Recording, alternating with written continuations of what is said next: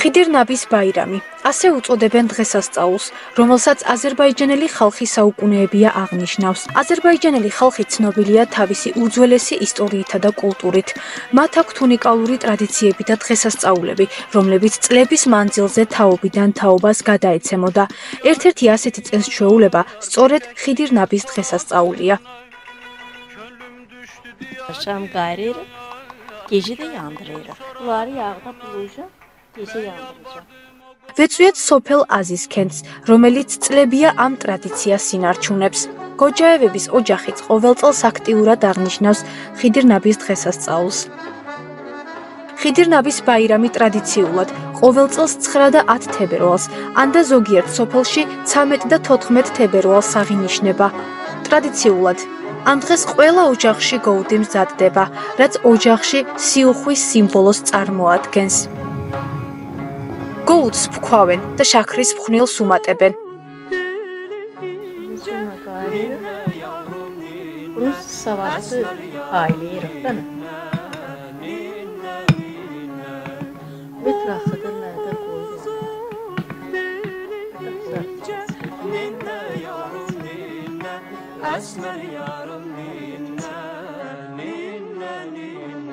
ასევე ამ დღისთვის ამზადებენ აზერბაიჯანულ ეროვნულ კერძს, ფლავს, კლავენ მამალს, ამზადებენ ფასალისა და სხვა ტრადიციულ ტკბილეულებს, რომლებსაც შემდგომ აზერბაიჯანულ ჩაისთან ერთად სუფრაზე აწყობენ და მიირთმევენ.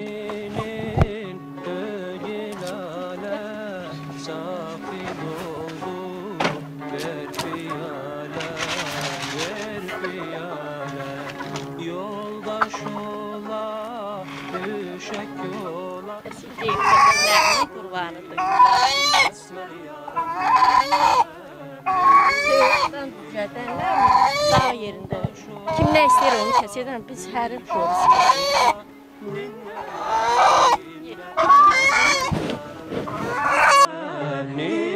აღნიშნული დღესასწაული ბუნების გამოღვიძებისა და აღორძინების დაწყებასთანაა დაკავშირებული.